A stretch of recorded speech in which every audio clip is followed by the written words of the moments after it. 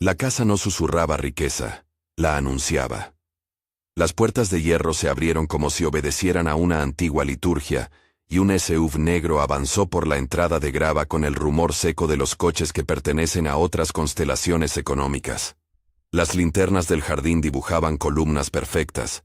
Las estatuas, impecables, observaban con la indiferencia de quien nadie puede sorprender. Cuando Daniel Given bajó del vehículo, la noche le devolvió el brillo de un vestido pensado para comandar reuniones, no para deslumbrar. Su gesto fue preciso, medido, madre de una tecnología que empezaba a cambiar cómo se procesaba la memoria humana, fundadora de Neurospace, Benite con cifras, con datos, y con una intención clara: no dejarse comprar la voz del proyecto que llevaba en el cuerpo desde sus primeros prototipos en un garaje prestado. Un hombre con guantes, Clark, tomó su abrigo con la eficiencia nerviosa de quien ha aprendido a no mirar mucho. «Bienvenida, señora Given», dijo al pasarla por el umbral de mármol, y la voz se partió entre la formalidad y la curiosidad. No era hostil, tampoco cálida. En la sala de entrada, un mayordomo repasó una lista en una libreta pequeña, como si aquella noche cada invitado tuviera que ser clasificado por un código de etiqueta que a Daniel le resultó extrañamente infantil. Los candelabros colgaban como teles de un teatro donde se representaban privilegios. El recibimiento con la familia Bington fue protocolario. Charles Bington, el patriarca, apareció en la distancia con la calma de quien ha comprado reputaciones por diversión y las modifica según su antojo. Victoria, su esposa, tenía una sonrisa trabajada, perfecta para fotografías. Gregory, el hijo mayor, clavó la mirada en Daniel con la mezcla de curiosidad y cálculo de quien sabe que los negocios son también un tablero de reconocimiento público. Había otros rostros, inversores y consejeros, todos vestidos con la uniformidad no escrita de quienes nunca han tenido que justificar un paso. Antes de la cena, en el salón con vistas al jardín iluminado, hubo pequeños gestos que delinearon el guión de la noche. Un servidor tomó su bolso con gesto indiscreto, guiándola hacia una conversación lateral, donde la presentaron como la joven fundadora que hubo de cruzar a nuestro mundo.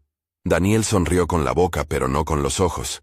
Esas sonrisas, pensó, se cobran después. Hubo elogios por la temática interesante de Neurospace, preguntas sobre escalabilidad en tono de pista de baile, y comentarios que rozaron lo íntimo como si el éxito fuera una especie de curiosidad exótica que se colecciona. La mesa de la cena fue larga y brillante, los cubiertos alineados con el esmero de un cortejo fúnebre. Daniel fue colocada en la punta de un lateral, donde la luz de la vela golpeaba la porcelana sin contemplarla. No era la cabecera, no era la posición que uno ocuparía para negociar cláusulas. Era un asiento para quien debía observar el banquete, posar y desaparecer en una foto editorial. Un gesto sutil, pero claro. Te invitamos a la conversación, pero marcamos el lugar en el que te permitimos estar. Las conversaciones orbitaron por la superficie.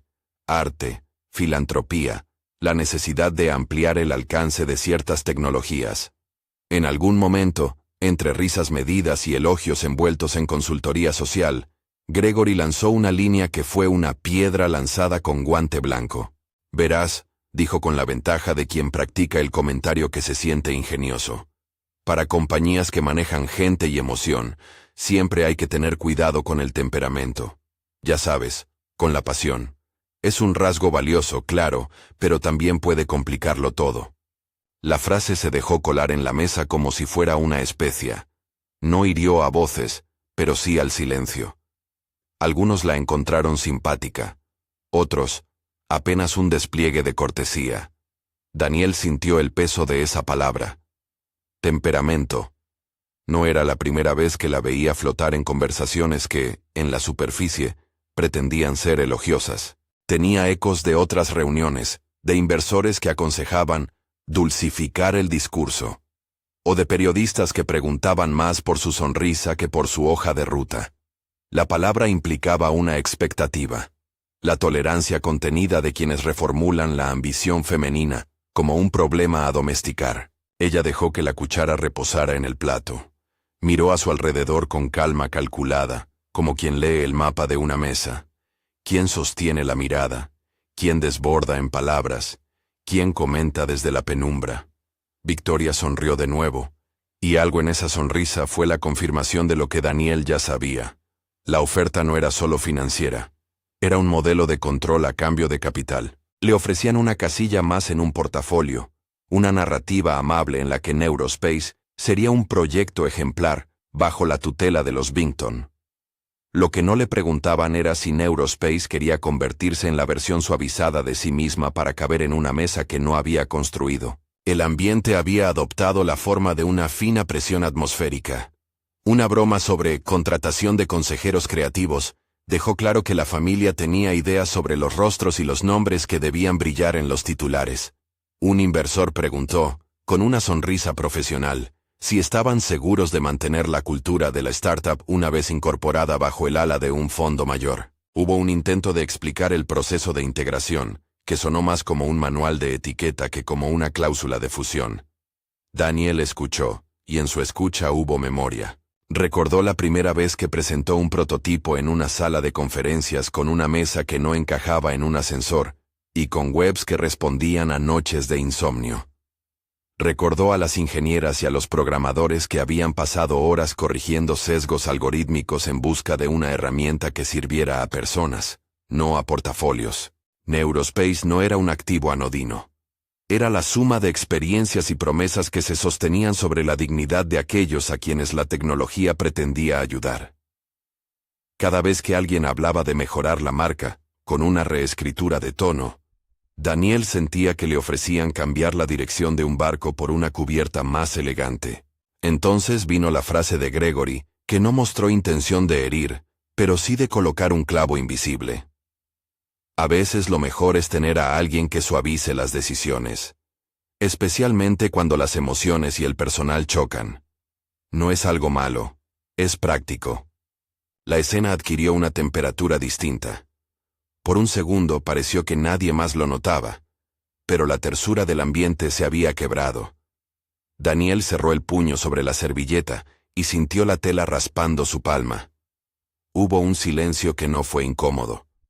Fue expectante. Fue el silencio que antecede a un gesto consciente. Ella se levantó. No fue una salida dramática. No golpeó platos ni profirió palabras que incendiaran la mesa. Se levantó con la misma eficacia con la que cada día dirigía juntas de producto y de inversión. Sin prisa, dejando que la consecuencia de su quietud hiciera el ruido que no quería. Sus acompañantes intercambiaron miradas calculadas. Algunos pensaron que era una salida elegante. Otros, que tal vez simplemente necesitaba aire. Antes de traspasar la puerta del comedor, sintió una mano ligera en el brazo. No era de Gregory ni de Charles. Era de su esposo. Él había llegado sin los focos. Su entrada no fue estruendosa. Apareció al final del salón, como un invitado que no busca escena, con la compostura de quien comprende que en ciertos espacios su presencia habla más alto que cualquier palabra.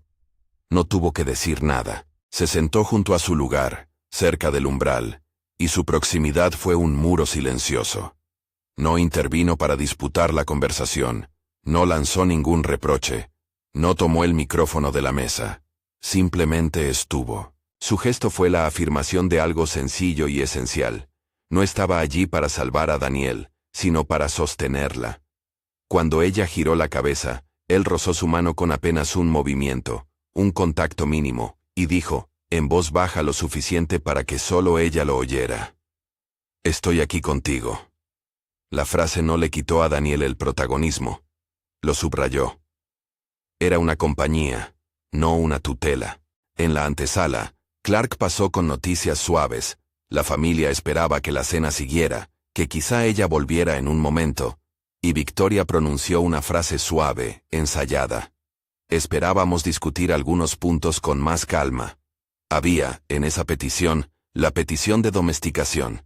Volver a sentarla. Darle palabras que no cuestionaran el régimen que proponían.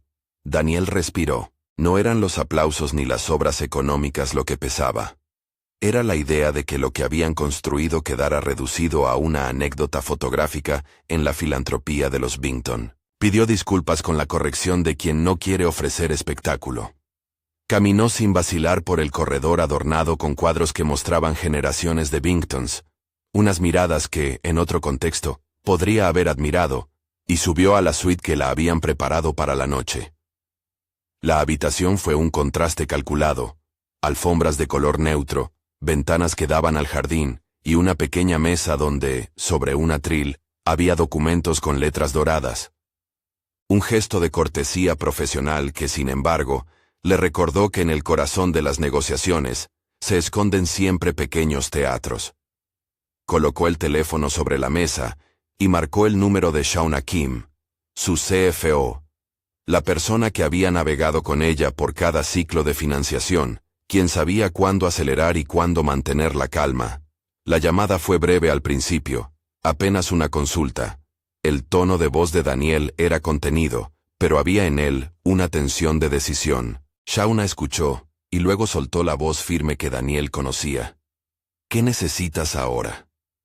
Le habló de posiciones, de cláusulas difusas, de la sensación de que la oferta pedía renuncias que no había imaginado.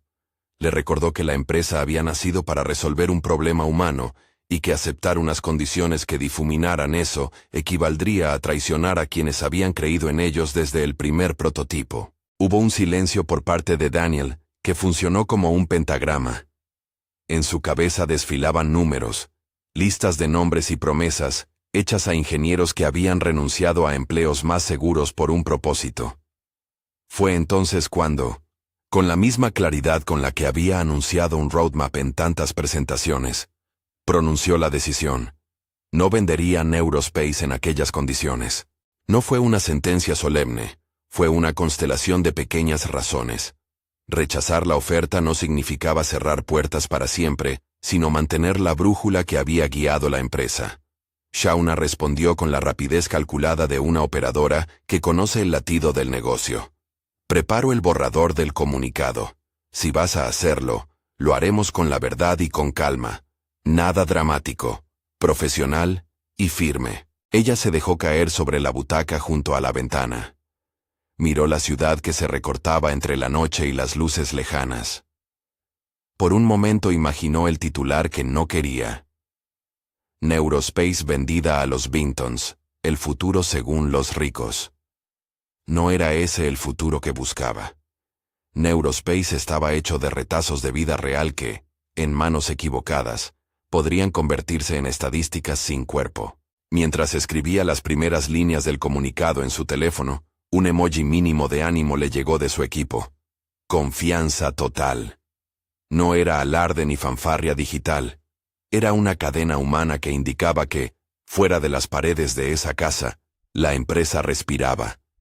Daniel pensó en Shauna, en los ingenieros, en las historias de usuarios que habían confiado recuerdos dolorosos a un algoritmo para procesarlos de forma más humana. Todo eso pesaba más que las cifras pintadas en una hoja de términos. Desde el pasillo superior se oyó una leve conversación. Su esposo apareció apoyado en el marco de la puerta, sin cámaras, sin gestos de notoriedad. Tenía la cara cansada por el viaje, pero la postura anclaba al lugar.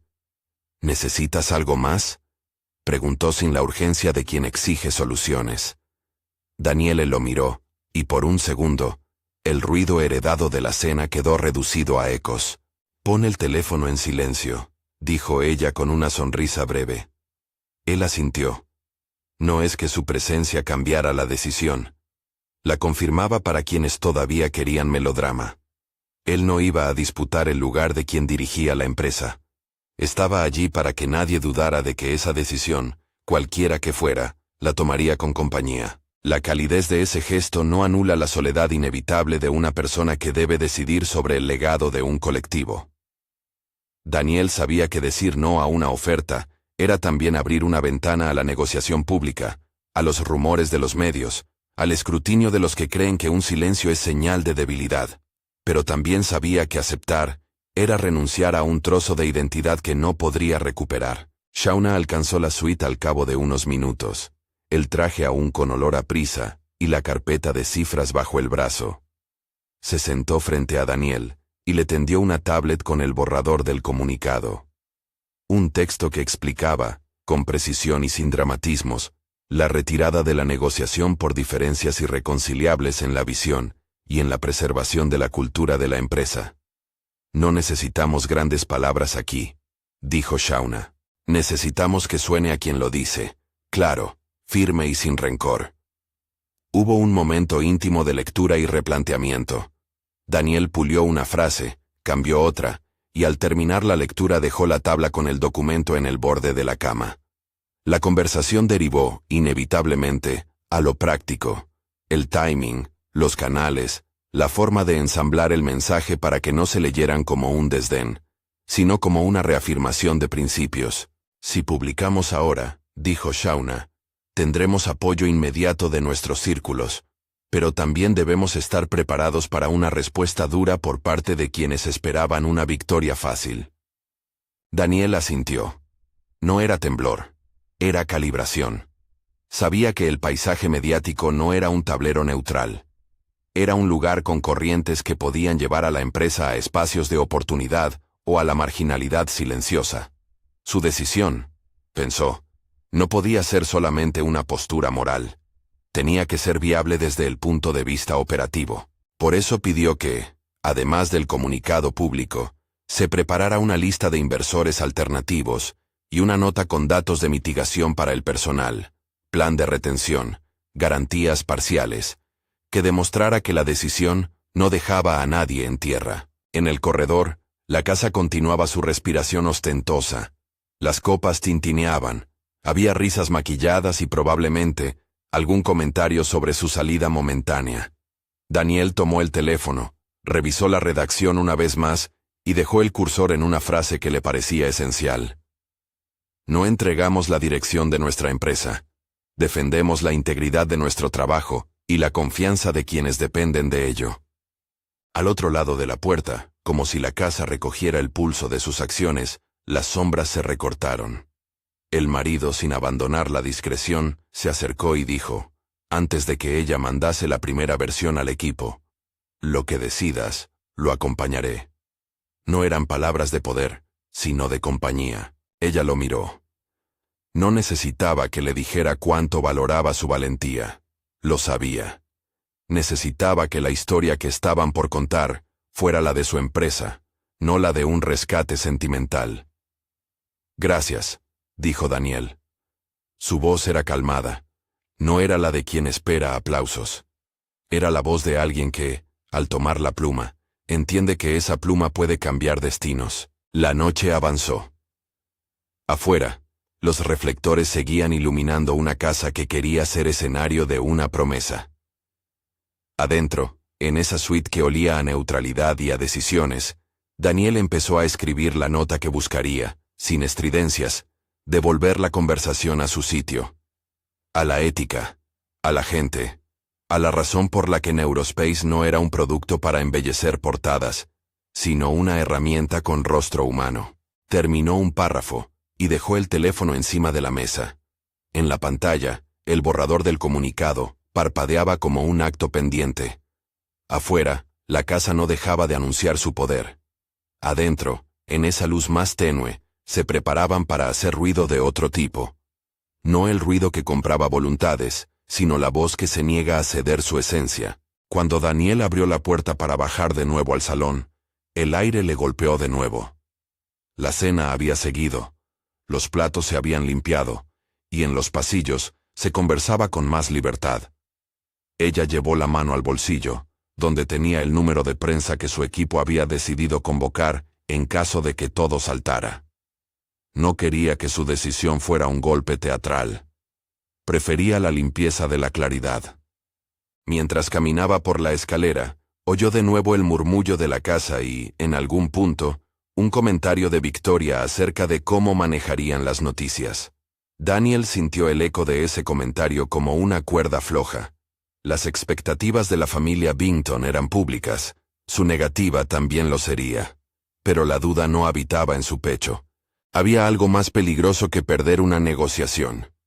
Perder la capacidad de mirar a su equipo a la cara y explicarles que habían vendido la visión por comodidad. Se detuvo a mitad de la escalera. Miró hacia abajo, donde el comedor brillaba con luz artificial. Las figuras que antes le parecieron indiferentes, ahora se movían como sombras en un escenario que ya no era suyo. Su teléfono vibró. Era un mensaje de uno de los ingenieros. Te respaldamos. Otro mensaje. Gracias por no callarte. Un calor desconocido se extendió por dentro, distinto al de los lujos. Era el calor de un colectivo que reconocía la apuesta. En ese instante, la puerta principal se abrió. Llegó un grupo de periodistas que, por diferentes motivos, habían sido invitados a una ronda de pregunta y respuesta para la que no se esperaba ningún titular conflictivo. La llegada de la prensa significaba que la noche, que hasta entonces había sido un juego de gestos medidos, podía convertirse en algo público con consecuencias rápidas. Daniel lo supo con claridad. Si la conversación cruzaba la línea hacia lo personal, la narrativa podría volverse en su contra. Se apoyó en el pasamanos. Sus manos conocían la dirección de las decisiones firmes. Desde el salón, la voz de Charles se alzó con su timbre medido, ofreciendo algún comentario sobre el curso de las negociaciones. Todo convergía hacia un punto inevitable. Daniel miró a su esposo una vez más. Él devolvió la mirada con la misma calma contenida. Había decidido no ser objeto de decoración en la mesa de alguien más. Ahora debía decidir cómo transformar esa convicción en un acto público coherente. Bajó los últimos escalones con la determinación de quien sabe que una sola frase, pronunciada en el momento exacto, puede redirigir una conversación. Era hora de elegir las palabras, de medir las pausas y de preparar la escena para que, cuando saliera al encuentro de la prensa, su voz fuera la que marcara el compás. Al pie de la escalera, la casa lo parecía todo: escenario, auditorio y tribunal. Daniel respiró hondo. Sintió el contacto breve de su esposo en su antebrazo. Un gesto que no interfirió con su decisión, que solo la sostuvo. Y metió la mano en el bolsillo para sacar el documento con el borrador aún tibio. La noche estaba a punto de dispersar el humo de su propia ostentación. Ella se encaminó hacia la sala donde las palabras comenzarían a correr, consciente de que el siguiente movimiento marcaría no solo la reputación de una familia, sino el futuro de la empresa que había decidido no ceder. Bajó las escaleras con el documento en el bolsillo y la determinación aún intacta. La sala se había llenado de fachadas pulidas y conversaciones que ahora parecían triviales ante la firmeza de su paso. Afuera, los fotógrafos que nunca antes habían venido a su lanzamiento de producto, hoy bostezaban expectación. Dentro, los huéspedes buscaban el mejor ángulo para reconstituir la anécdota triunfante que habían imaginado. Daniel atravesó el salón y sintió sobre la piel la mirada medida de la casa. Curiosidad, cálculo, el lento interés por un desenlace que validara su criterio de coleccionar éxitos. Al posar frente al pequeño grupo de periodistas, una mezcla de cámaras locales, un par de periodistas de tecnología y el usual reportero económico que parecía comer titulares a dieta de notas de prensa, su voz tomó la cadencia de quien ha practicado explicar lo complejo sin adornos. Detrás de ella, su esposo permanecía a corta distancia, una presencia que no ocupaba espacio público en las cámaras, pero que era visible en el gesto de su mano apoyada ligeramente en el respaldo de una silla. Discreto, firme, compañero. Gracias por venir, comenzó Daniel, y por un instante el murmullo se apagó. Sostuvo la mirada en la primera fila, y no buscó compasión. Buscó que la pregunta fuese precisa. Esta noche he decidido que no firmaremos el acuerdo de integración con la familia Bington, bajo los términos que nos han sido ofrecidos. La frase, directa y sin teatralidad, hizo su trabajo. Reformuló la narrativa de la velada, que pasó de ser una celebración prevista a una escena pública con consecuencias. Una mano se alzó. ¿Por qué no aceptar la oferta económica, señora Given? ¿No sería lo lógico para una compañía en crecimiento?, preguntó un periodista con tono neutro. Daniel respiró, y con la misma claridad con la que había enunciado Roadmaps, explicó. Neurospace no fue fundada para maximizar un balance a costa de cambiar su propósito. La oferta que nos presentaron exigía concesiones en la cultura, en las directrices éticas y en la autonomía operativa que consideramos no negociables. No se trata de cifras, se trata de la dirección que queremos mantener para quienes confían en nosotros. Hubo un instante de silencio que fue llenándose de fotos y preguntas más punzantes. ¿Temía perder inversión? ¿Había presiones internas? ¿Era una postura personal? Daniel respondió con un ejercicio de sintaxis corporal. Sus manos estuvieron serenas y sus respuestas cortas. Esto es una decisión estratégica y ética. Hemos preparado planes de mitigación. Tenemos una lista de inversores alternativos y un plan para garantizar la continuidad laboral del equipo. No hay nada romántico en lo que hacemos. Es responsabilidad. Un reportero con un micrófono más agudo intentó llevar la conversación a lo personal. Algunos participantes han insinuado que su temperamento, sus propias palabras, puede complicar alianzas con grandes fondos. ¿Qué dice a eso? La pregunta llevaba impuestos de condescendencia en la curva de la voz. Daniel no cedió a la trampa. Mi temperamento es mi compromiso. Lo que ustedes interpretan como pasión es la consistencia de mantener una misión que sí afecta vidas. Si eso molesta a quienes prefieren activos fácilmente moldeables, entonces esa es su lectura, no la nuestra. Afuera, más cámaras se reorganizaban. La declaración tenía la tensión justa. Pocas florituras, mucha contundencia. Su esposo permanecía detrás, sin hablar. Su presencia era un declarado no a la idea de que ella estuviera sola. No tomó el micrófono. No contestó por ella. Su mano, cuando la rozó al pasar a su lado, fue un recordatorio de compañía que no anulaba la voz que emergía. Esa diferencia fue notada por algunos periodistas más atentos. La historia no era de rescate, sino de alianza. Cuando terminó, Daniel dejó espacio para que su equipo amplificara la información. Shauna apareció minutos después, con la tablet que contenía el comunicado oficial y los documentos preparados para los medios. Juntas dieron algunas declaraciones adicionales. Una explicación técnica de por qué ciertos cláusulos comprometerían la capacidad de Neurospace de auditar y corregir sesgos, y un apunte claro sobre el compromiso con las comunidades que habían contribuido con datos y testimonios a los desarrollos de la empresa. La rueda de prensa se disolvió en preguntas cruzadas, algunas empujando a la polémica, otras curiosas por las repercusiones financieras. Antes de retirarse, Daniel dejó una última idea. No se trata de rehuir el capital, ni de demonizar a quienes lo tienen. Se trata de cuidar el propósito. Si una tecnología está diseñada para sostener memorias y procesos humanos, no puede ser moldeada como un adorno para fotografías de filantropía. A la mañana siguiente, los titulares no tardaron en aparecer. Algunos medios, los especializados en tecnología y empoderamiento, describieron la decisión como un acto de integridad empresarial. CEO de Neurospace, prioriza misión sobre monetización. Otros medios de perfil económico buscaron analizar el impacto en la inyección de capital. Oferta multimillonaria rechazada. Error estratégico o postura ética.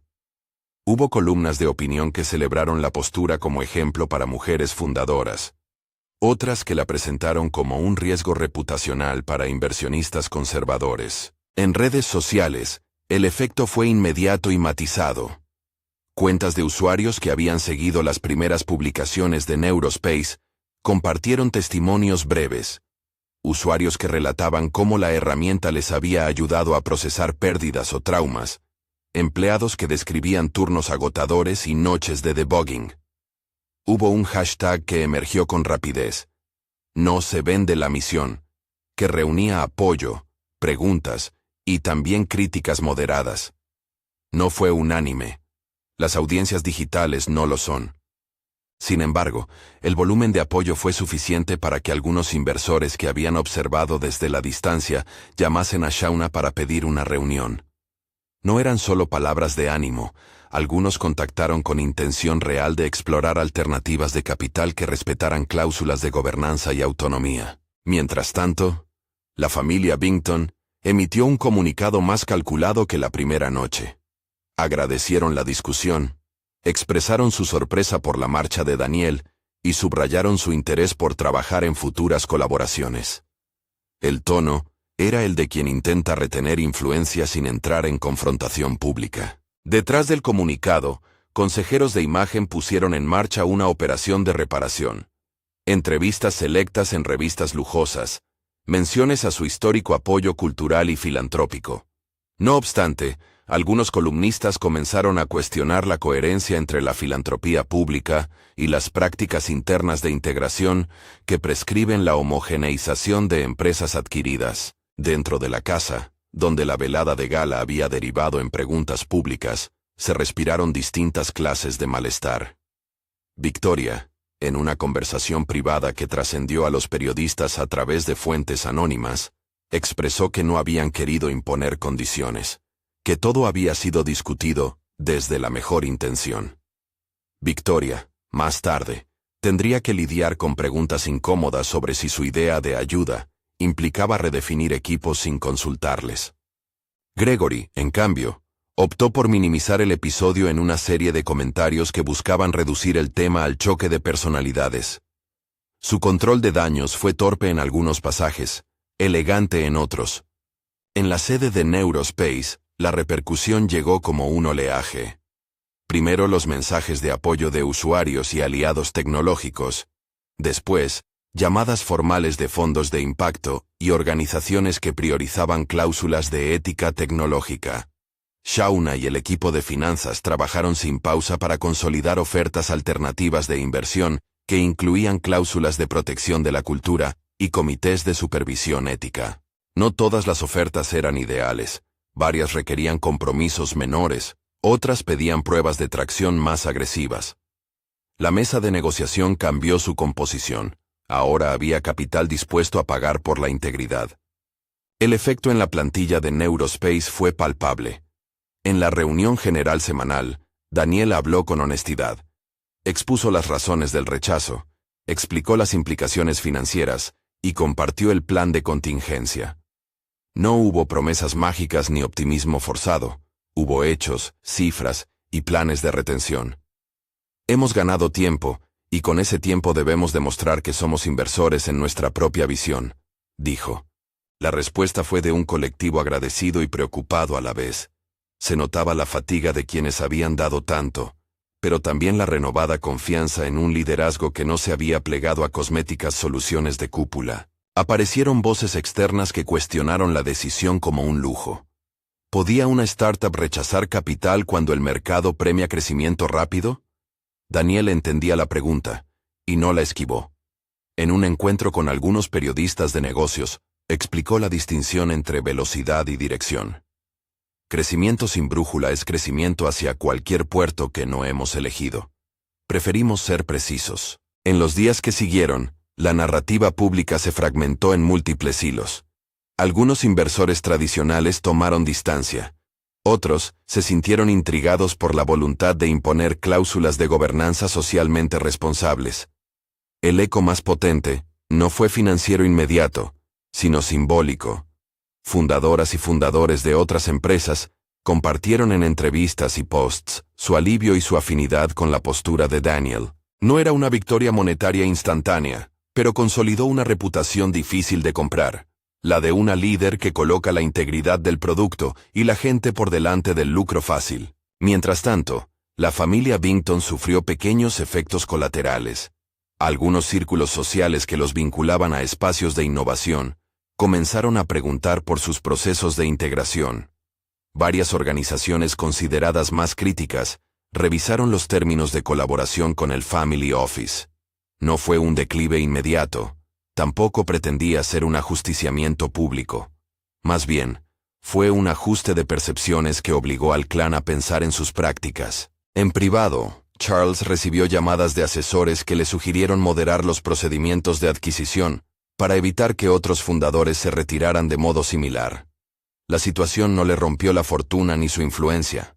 Sí le mostró un costo reputacional que tenía un precio en la esfera tecnológica, donde la narrativa de base y la confianza son activos valiosos. En un café discreto al otro lado de la ciudad, un grupo de inversores de impacto conversó con Shauna y el equipo legal. Discutieron estructuras de inversión que incluían vetos en ciertas cláusulas ejecutivas, comités de revisión con representantes de empleados y métricas de impacto verificables. No eran soluciones conspirativas, Eran mecanismos para garantizar que la tecnología mantuviera su propósito, sin renunciar a la posibilidad de escalar. Algunas de esas conversaciones derivaron en cartas de intención no exclusivas, suficientes para capacitar a Neurospace para 2 trimestres de operación, sin tocar la línea roja que Daniel había marcado. En medio de esto, su esposo, siempre presente en segundo plano, fue una figura constante. En una entrevista informal para un medio local que lo cruzó de manera fortuita, se le vio hablando sobre la importancia del trabajo colectivo y la necesidad de apoyar decisiones difíciles. Él no buscó protagonismo, simplemente clarificó que su apoyo no se medía por palabras grandilocuentes, sino por acompañar en la práctica. En la junta de dirección, se sentó en la primera fila durante la presentación de alternativas y escuchó sin interrumpir. Su papel, reiterado en privados por miembros del equipo, fue el de un sostén visible que reforzaba el mensaje de autonomía de Daniel. Con el paso de las semanas, la historia dejó de ser un escándalo para convertirse en caso de estudio. Universidades y grupos profesionales invitaron a Neurospace a debatir sobre gobernanza tecnológica, ética y escalabilidad responsable. Daniel aceptó algunas invitaciones selectas. No buscó la exposición masiva, sino conversaciones concretas donde pudiera compartir aprendizajes y, en ciertos casos, escuchar alternativas que enriquecieran su estrategia. No todo fue favorable. El rechazo generó también consecuencias prácticas. Contratos prolongados con ciertos clientes se revisaron, algunos inversores conservadores se retiraron del radar, y hubo pausas en negociaciones que hubieran derivado en crecimiento acelerado. Shauna gestionó esas aguas con la determinación de quien ya ha piloteado ciclos duros. Priorizó la retención del talento clave, renegoció fechas de entrega en proyectos y activó líneas puente con socios que confiaban en la visión. La empresa no se desplomó, se reajustó. Ese reajuste era la prueba de que la integridad también exige trabajo operativo. En una cena en la que no hubo ostentación, pero sí conversación profunda, Daniel y su equipo repasaron el plan de 3 años. Enfoque en la escala orgánica, alianzas con instituciones médicas, transparencia en auditorías algorítmicas, y la creación de un consejo de ética con representantes de comunidades usuarias. No es un plan para mostrarse mejor en los informes, dijo Daniel. Es un plan para que, cuando midamos impacto, eso incluya a las personas a quienes servimos. Sus palabras fueron recibidas con aplausos contenidos. Se percibía una mezcla de alivio y nerviosismo. El camino no sería fácil, pero era coherente. La familia Bington, por su parte, inició un proceso de revisión interna. No estaba claro si cambiarían sus estrategias de inversión a largo plazo, pero sí quedó patente que su marca había quedado sujeta a una narrativa que ya no podían controlar completamente. Victoria organizó pequeñas reuniones de relaciones públicas con líderes de opinión para recuperar terreno. Charles consultó con asesores para ajustar las cláusulas de sus contratos sin renunciar al tipo de control que les había parecido siempre natural. La velocidad de estos ajustes fue moderada. La casa no improvisó una conversión inmediata hacia ética genuina, pero sí procesó la posibilidad de que la reputación también sea un activo con su propia fragilidad. En lo personal, Daniel sintió el peso de la decisión en momentos íntimos. En el lecho, al apagar la luz, cuando la responsabilidad por la nómina le recordaba que su decisión no era solo suya, sino de cientos de familias. En esos instantes, su esposo fue una presencia que no suplió la carga. Acompañó la conversación, escuchó y propuso soluciones prácticas. Haremos ajustes, dijo una noche. No estás sola en esto, pero la decisión es tuya. Ella valoró esa frase porque respetaba su liderazgo. Meses más tarde, el panorama empezó a mostrar indicios de nuevas oportunidades. Un consorcio de inversores de impacto anunció una ronda de financiación liderada por entidades que priorizaban la gobernanza de propósito. No fue un cheque blanco ni la multiplicación instantánea de recursos. Fue un capital condicionado a metas y auditorías externas. Para Daniel, era suficiente para seguir con el desarrollo y para consolidar las prácticas que habían guiado a la empresa hasta entonces. A la par, Una ONG especializada en salud mental ofreció una colaboración para pilotar proyectos en comunidades vulnerables, algo que reforzaba el compromiso social de la tecnología. En debates públicos, su caso dejó enseñanzas palpables. Charlas universitarias y paneles en conferencias tecnológicas retomaron la discusión sobre cómo las negociaciones no solo implican dinero, sino también cultura y dirección. La decisión de Daniel se convirtió en ejemplo de agencia fundadora, una señal de que quien crea puede también marcar límites. No fue el relato de un héroe intocable. Fue la historia de una líder que hizo cuentas y eligió un camino que seguramente exigirá más trabajo, pero mantiene la integridad de un proyecto. El tiempo fue afinando percepciones. Algunos que al principio habían aplaudido con reservas, comenzaron a proponer colaboraciones. Otros mantuvieron distancia y esperaron resultados concretos antes de volver a confiar. Daniel no se dejó cegar por los elogios ni por las críticas. Sabía que la verdadera medida sería el impacto real en usuarios y en la calidad del producto. En una tarde clara, mientras revisaba métricas con el equipo de producto, recibió un email de una pequeña fundación de otra ciudad que había leído los comunicados y quería proponer una iniciativa piloto. El tono era práctico. Recursos limitados, pero alineados con valores. Daniel sonrió con esa clase de satisfacción discreta que no se toma la forma de triunfo, sino de confirmación de rumbo. Ante todo, la historia dejó una enseñanza íntima. La presencia visible no equivale a poder. Estar en una mesa donde se dictan términos no garantiza que uno deba aceptar cualquier cosa. En el arte de liderar, la fuerza también se mide por la capacidad de decir no cuando lo que hay sobre la mesa traiciona el origen.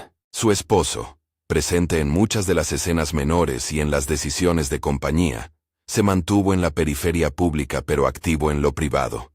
Acompañante, interlocutor y compañero. La casa de los Bintons volvió a su ritmo de siempre. Galas, donaciones, lecturas y conversaciones que ahora quizá contenían más preguntas de las que había tenido antes.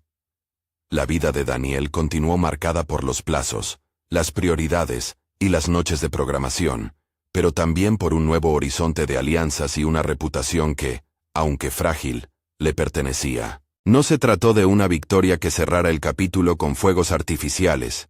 Fue más bien el comienzo de un trayecto que exige paciencia y coherencia. En su despacho, mirando el skyline y el viento que movía las hojas de un árbol en la acera, Daniel repasó las semanas que habían seguido a aquella cena.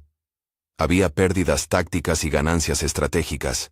Había noches de inquietud y días de planificación intensa. Sin embargo, cuando su mano se posó inevitablemente sobre el documento que había hecho público, la sensación fue la de quien ha defendido algo mayor que su propia reputación.